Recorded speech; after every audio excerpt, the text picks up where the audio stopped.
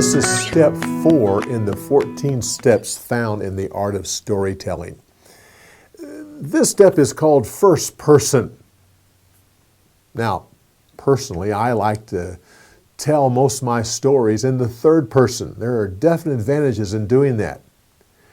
Still, this is the best way to experience some of the emotions found in the various characters within the story. I've asked the storytellers to tell the story from 1 or 2 people that are in the story, first person. And then once they've experienced that, I've asked them to conclude by retelling the story in the third person and see how well they do at capturing some of those emotions that they found by going through the first person exercise. Let's join them now and see how well they do.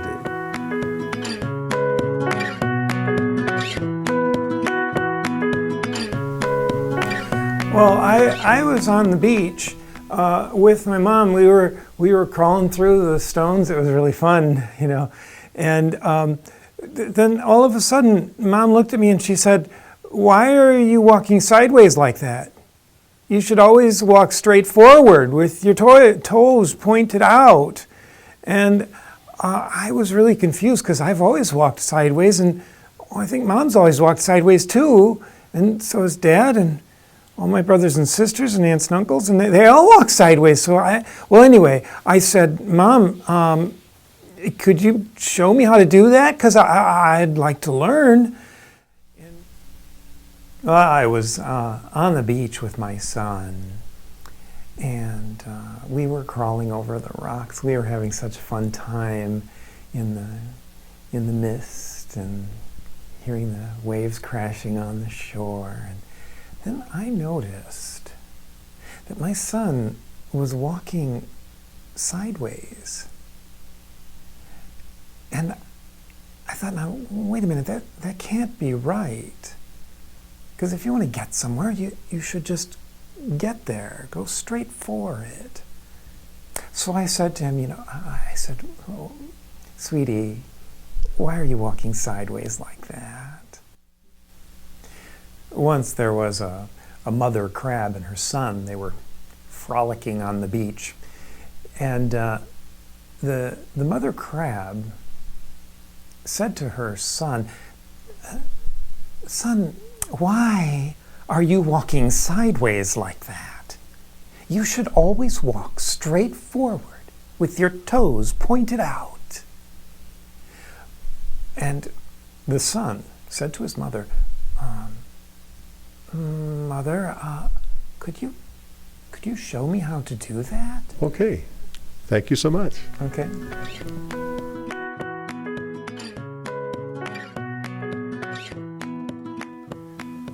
It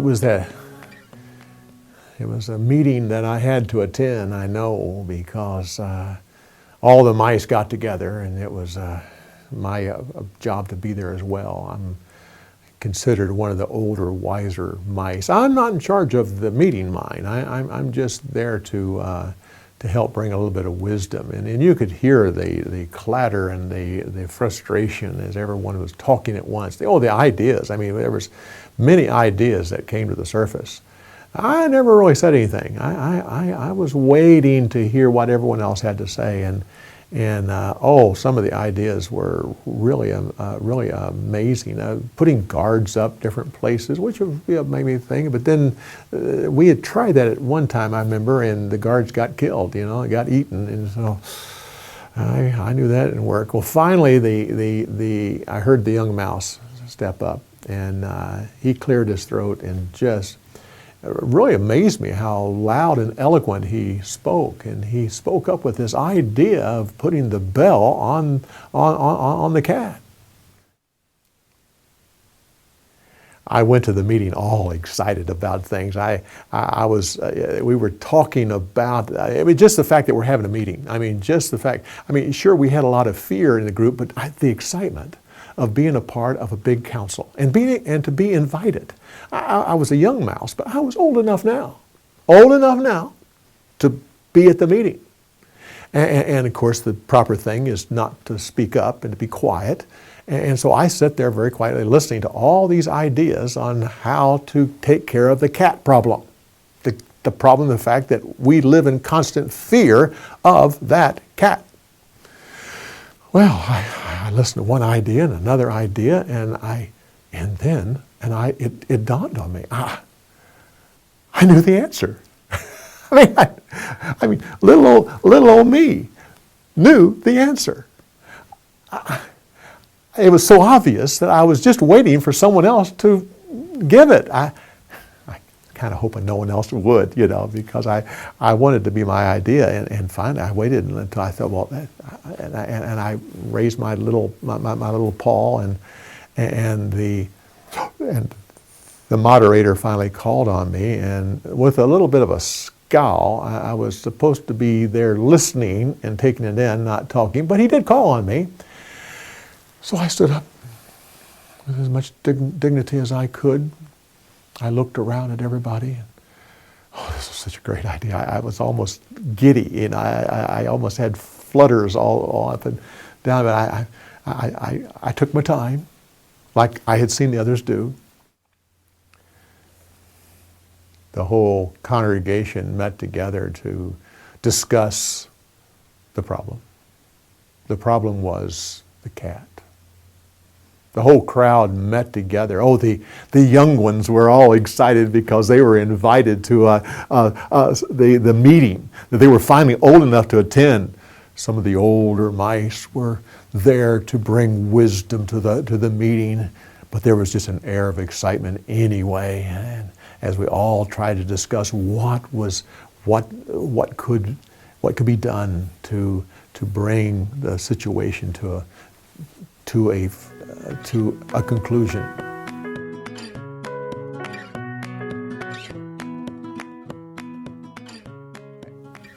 So you want me to actually be Harvey? Right. Okay.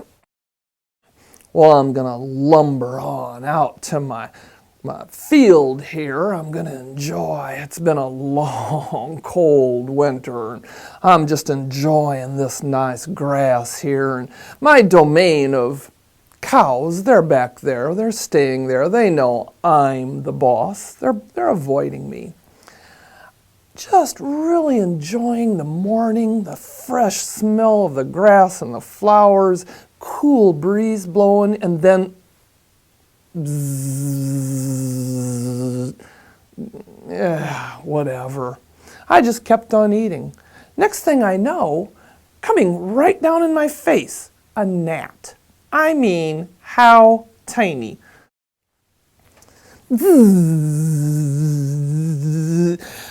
It's rough being a gnat, you just got to fight the winds, you got to fight all these other bugs flying around there.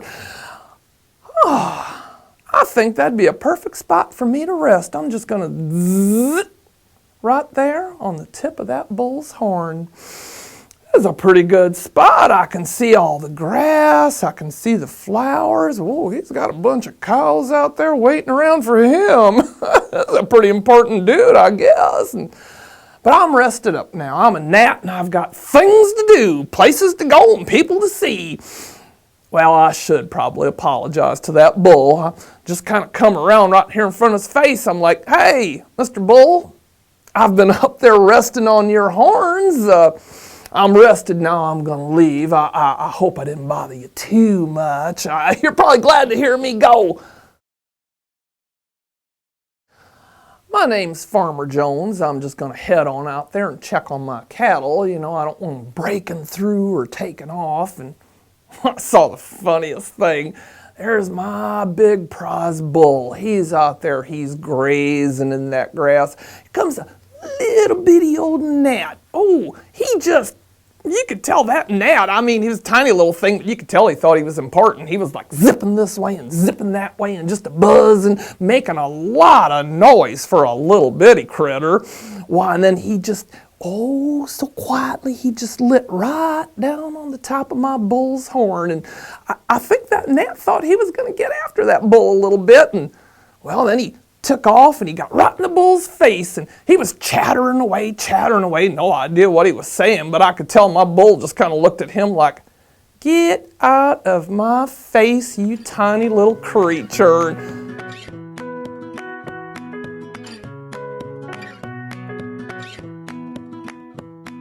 Finally, I see the butcher. I go running up to him and I give him my best puppy dog face. You've probably seen the one, you know, and lo and behold, he gives me this nice big juicy bone. Oh, I am so excited. My tail is just wagging back and forth. I'm just so excited. I turn around and I start to run out of that village because I don't want anybody else, any other dog coming up to me. I'm going to have this big juicy bone all for myself. And then as I'm running along, I know a really safe place. It's on the other side of the lake. So I get on the bridge and I start running across the bridge when I happen to look down in the water. Oh, there's another dog down there. Oh, that dog is kind of ugly looking. But that bone that he has in his mouth, it's much bigger than the one I have in my mouth. Oh, I'm just so hungry and that looks so good. And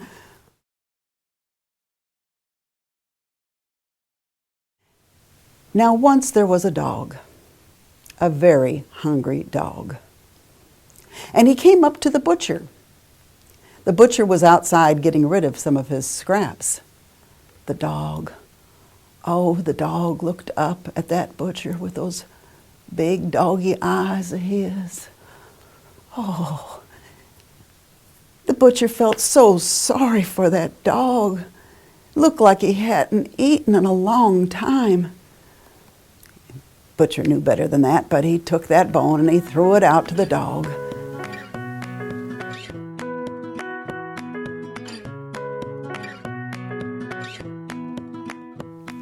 One morning I went out and dug it up. No need to dig it up that day because the hole had been opened and the tin box was empty.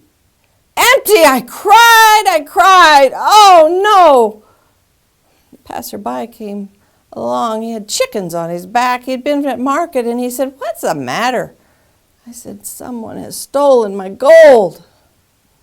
He asked me, he said, "Why don't you keep that gold in the house where you can use it to buy things when you need them?" I told him right off, "Buy things? Why, I'd never spend my gold." Now, if I was to do it in first person of the passerby, I would have to start in the middle of the story and it would go something like this. I'd seen the fella. He was a recluse, a miser he was, never spent a dime, and every day he would see him going out and sitting under that oak tree, and every day he would go back in the house and shut the door.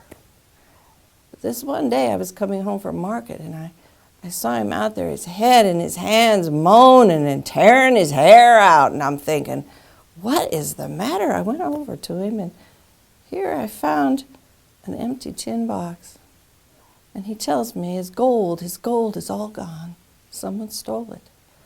I just said to him, "Well, why don't you keep it in the house like regular folks, and when you need to buy something, it's handy." And he said he would never spend any of his gold, and I kind of already knew that.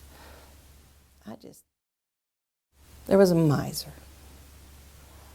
He was a recluse, he was, but he had one love, one passion, and that was his gold. He had buried it under an oak tree, and every morning, first thing, because it was the most important thing, he would walk out there and dig it up, sit on that stone and count those cold gold coins in his hand. And when he knew the count was just right, he would put them back in that box full of contentment and bury it back in that hole and roll a stone over it. And that would be his big task for the day. But one morning he went out there and found no gold. For you see, a thief had seen what he'd been doing and stolen the gold in the night. Oh, he cried, and he pulled his hair, and he tore his clothes, and he sat on the stone, and he wept.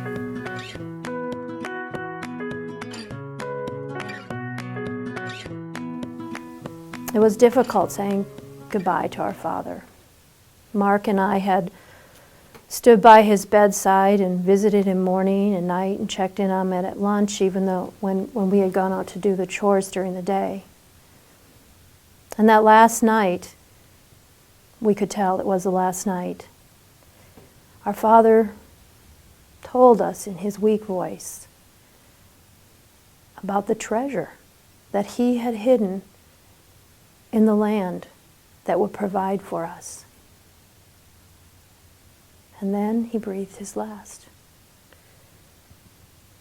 So after the funeral and the proper grieving and mourning that we had done, Mark and I talked, and we decided that we would start plowing the land, turning over the soil, looking for that treasure. We thought it might be a box, we thought it might be some kind of a gunny sack, something that would have that money that our father had set aside for us. If I wanted to do another first person, I could maybe tell it from the point of view of maybe one of the wives. So,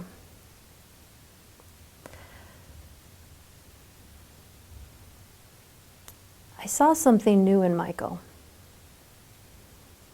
He had been grieving his father's death, but I saw something new in him. I saw him go out day after day working the fields, turning over the soil in a way that was far more industrious than I had ever seen him work before. And I asked him, Michael, what is it that has made you work so much harder than you have ever worked before? And Michael told me the words that his father had said on the night that he died. Once there was a farmer, and he had 2 sons, and his sons loved him very much. And as the farmer grew weak and older, he knew that his days were numbered, and he called his sons to him. And he gave his sons on his final night these words, Mark, Michael, I want you to know that I have buried a treasure for you on the land to sustain you after I am gone. Those words meant nothing to Michael and Mark on that day as they watched their father die and breathe his last. But they remember what he said later. And they thought they should look for that treasure. And that was what their father intended, was for them to have that treasure to sustain them. And so they worked harder than they had ever worked. They went out day after day, turning the soil on one field and then the next.